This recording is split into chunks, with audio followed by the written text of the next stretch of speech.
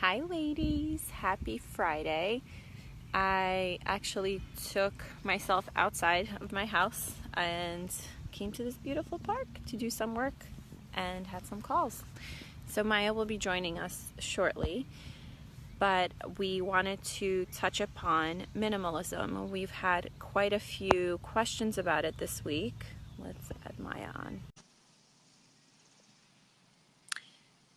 And there she is.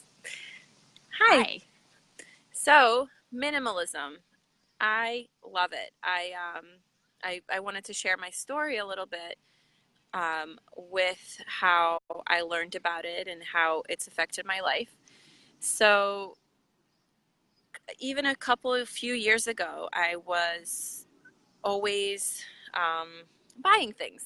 And whether it was clothes or, accessories or books or I was a constant buyer.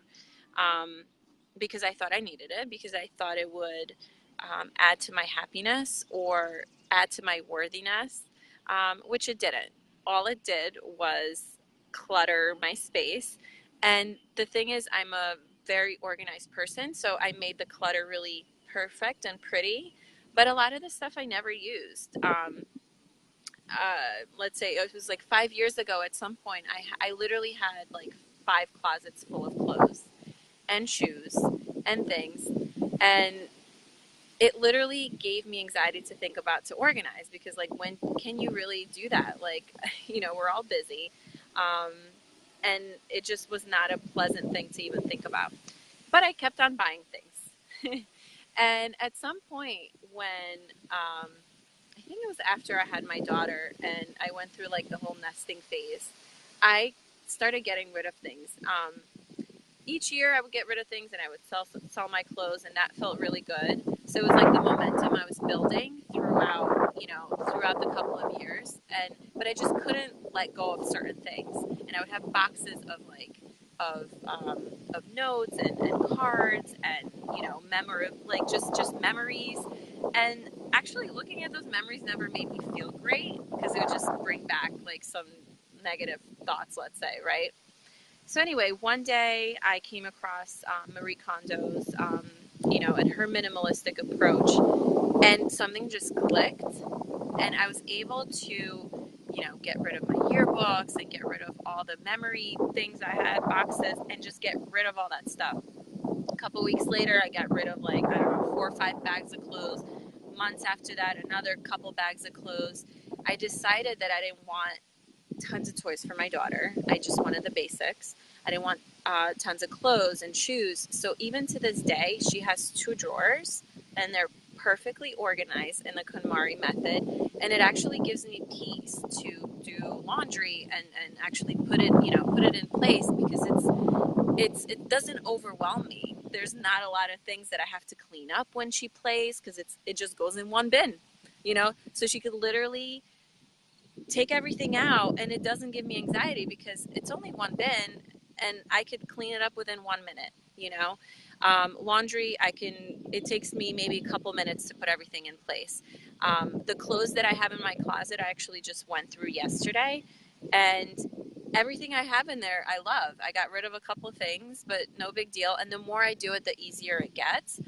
And it also, allowed me to stay on a budget and be able to use the money that I would spend on clothes or bags. I sold a lot of my like designer bags and things like that, which we put into the business. I was able to like not be stressed about like where my money goes because I feel in alignment in the flow.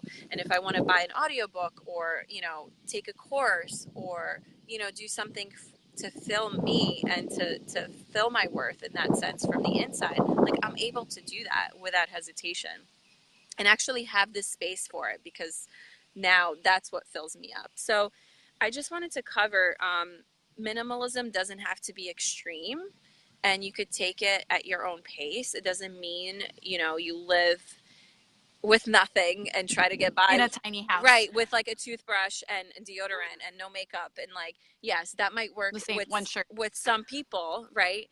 But it doesn't work for me. I like makeup. I like, but even with makeup and hair products, I'm super minimal. And actually, I have a few things that I like, and they're really good quality things, and they work, and it gives me space and clarity when I do it, and it's actually more enjoyable.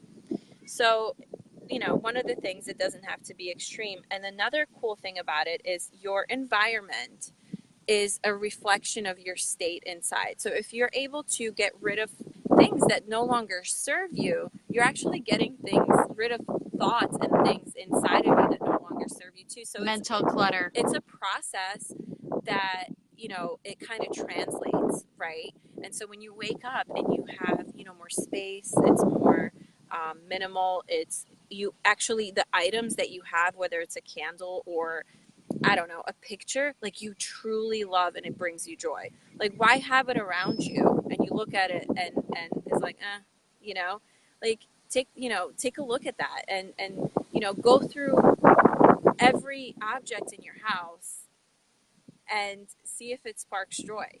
Touch it and see, and if it doesn't, either donate it or sell it or throw it away. And just see like the mental clarity that literally will lift up and will happen in your life.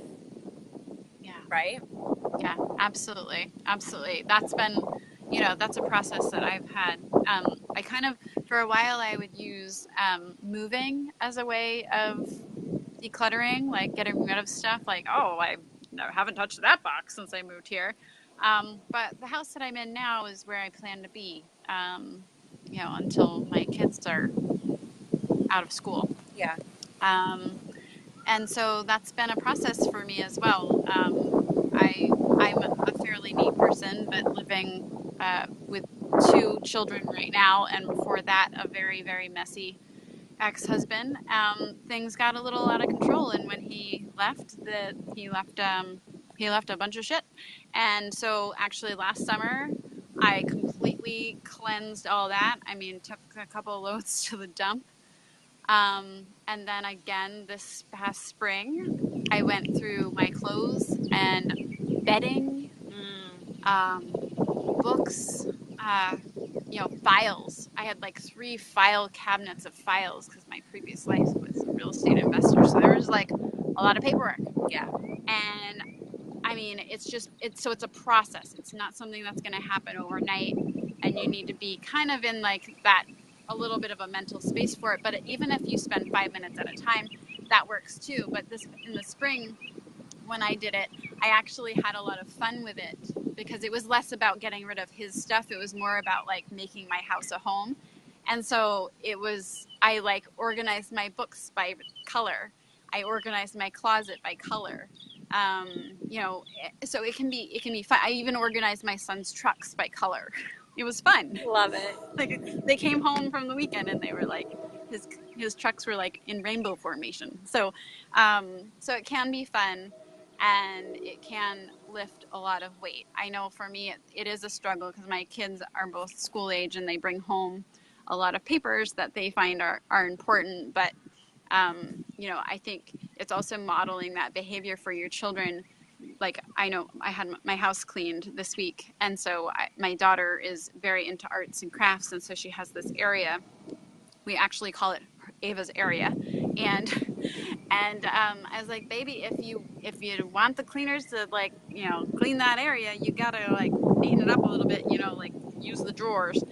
And so she took some time and like made a pile of stuff she wanted to, put upstairs, and then a pile that she needed to throw away, and then a pile that she could put in the drawers right there. So, by me doing it, it's instilling those values in them, even though they have not mastered it, and neither have I. It's still teaching them that you don't have to hang on to every little scrap. And then they also get the benefits of it. I mean, an organized, simple house, if it brings you clarity and peace, like it does the same for your kids. It's less distractions. Because I know if my daughter if you put tons of stuff in front of her, she'll want to go from one to the other to the other to the other without really paying attention and playing with it. Right. But if I give her, 1 or 2 things, she'll sit there more, be more focused and intentional with it, and actually appreciate it more. And so So not overcrowding your area, and moms everywhere, one of their biggest things when we talk to them is like the cleanup every day, and it's so hard to keep the house in order and maintain.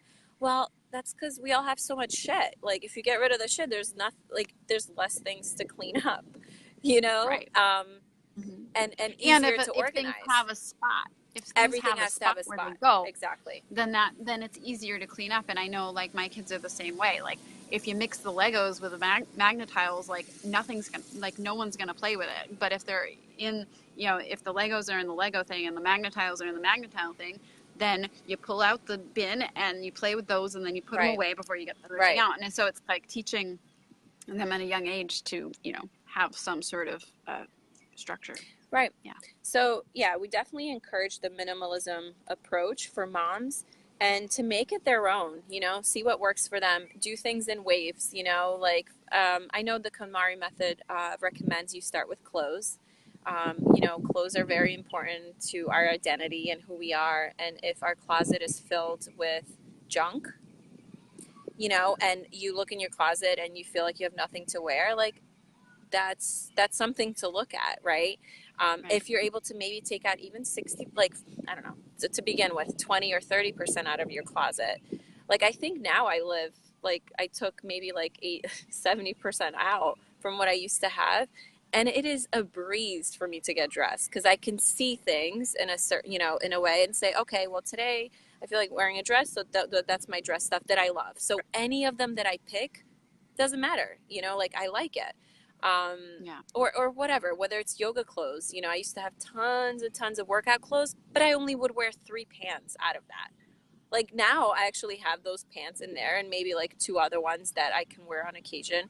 But it gives you your time back. It gives you that energy, that focus. And so it's not all about like, you know, taking things out and organizing it. Like you can actually focus on other things in life, that you want to. Right. And same Yeah. goes with books. If you don't like books, some books that don't let you up, keep the important ones, keep the ones that like, made your journey, or whatever, like that fill you up. But then donate the other ones, go to your local library and somebody can, use them. But it's yeah, it's been transformational, and I'm gonna keep on doing it. I'm gonna go through, Right. every couple of weeks, go through a section.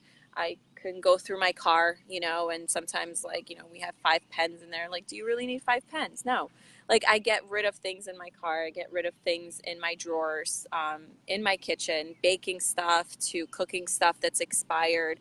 We talk about that in our workshop that we did at the webinar on how to lose weight and weight in your life is to get rid of things that, like let's say are expired in your kitchen, Right. that, and just get things that you actually just will use every day.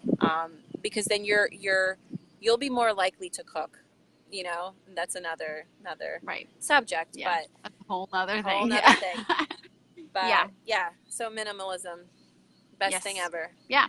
So we hope that's helpful to everyone. If you have any questions, let us know. Yes, love you. All Hope right. everyone has a beautiful weekend. Bye. All right. Bye.